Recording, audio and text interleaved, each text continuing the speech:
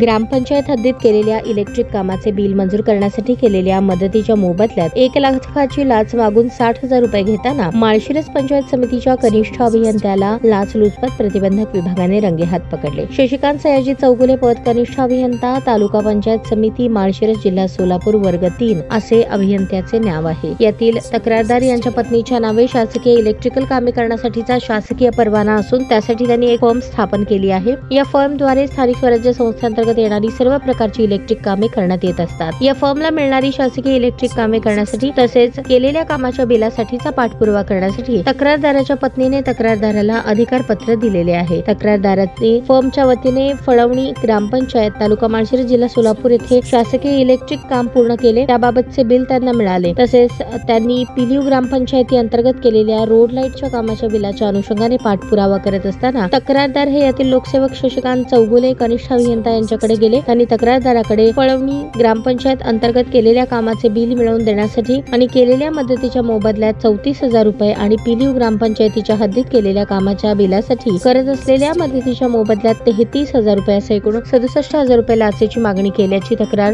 लाचलुचपत प्रतिबंधक विभाग पुणे येथे दिली। सदर तक्रारदार यांच्या प्राप्त तक्रारीची पंचांसमक्ष पडताळणी केली असता लोकसेवक शशिकांत चौगुले यांनी तक्रारदार यांनी केलेल्या 2 ग्रामपंचायतींच्या हद्दीत केलेल्या इलेक्ट्रिकल कामाच्या बिल मंजुरीसाठी मदतीच्या मोबदल्यात तसेच तक्रारदाराने इतरत्र केलेल्या कामाचे भविष्यात बिल मिळवून देण्यासाठी तक्रारदाराकडे 1 लाख रुपयांच्या लाचेची मागणी करून लोकसेवक शशिकांत चौगुले यांनी तक्रारदार यांच्याकडून एकूण 5 मागण्यांपैकी एकूण लाच मागणी रकमेपैकी 50,000 रुपये पंचायत समिती कार्यालय माळशिरस, जिल्हा सोलापूर या ठिकाणी स्वीकारली असता त्यांना रंगेहात पकडण्यात आले। लोकसेवक शशिकांत चौगुले यांच्या विरुद्ध माळशिरस पोलीस स्टेशन सोलापूर येथे भ्रष्टाचार प्रतिबंध अधिनियम 1988 चे कलम 7 अन्वये गुन्हा नोंद करण्याची प्रक्रिया सुरू आहे।